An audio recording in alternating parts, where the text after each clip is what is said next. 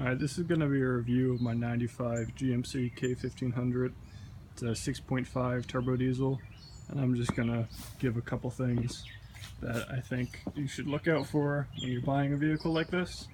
The first thing, this truck has 257,000 miles on it, so it is no spring chicken. It has been used. It has a brand new transmission in it because it was used to tow a fifth wheel.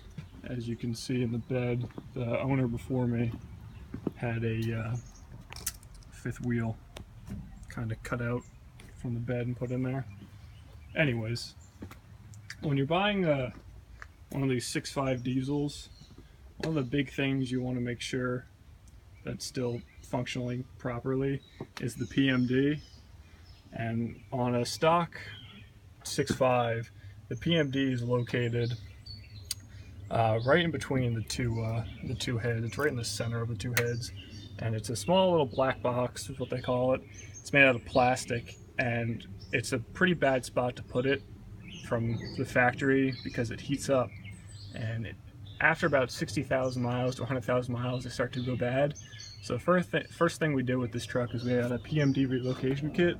Get them on Amazon or eBay or wherever, and we relocated it to the front of the grill. Now this is a couple of vents to help cooling, but it's behind all this, behind all these vents, and it helps it keep it cool and not overheat, which will hopefully make it last longer. And the other thing that's worth mentioning is we have a glow plug kit, or not glow plug kit, but a glow plug override kit, and it gives you manual control over when the glow plugs are going to be activated. And the one thing with these trucks is once the coolant gets to, I believe it's 180 degrees Fahrenheit, the glow plugs won't turn back on. So if it's really cold out and you need the glow plugs to turn back on, well, you're shit out of luck because they won't turn back on. So what we do is we unplug that switch, so anytime we hold that button, the glow plug will come on and you can let go. So you can keep the glow plugs on for 20-30 seconds on a really cold winter day. And I guess the third thing I would say about these trucks are to check out the turbos before you buy them. I don't know if this truck has a replacement turbo, but I think it does. If you take the air intake hose off and take off all these connectors and stuff, you can get to the wheel of the turbo, and you want to give that a bit of a jiggle and kind of a move around to make sure there's no slop or play in it. The one thing I did notice, there's a bunch of oil in front of the turbo.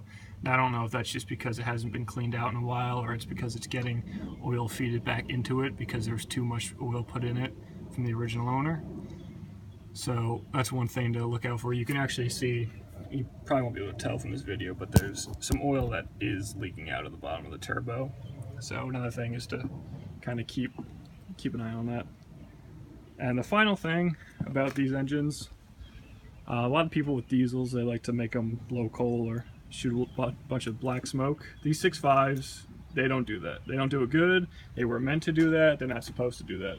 These engines don't react well to high exhaust temperature and high exhaust temperatures on the valves throughout the whole engine.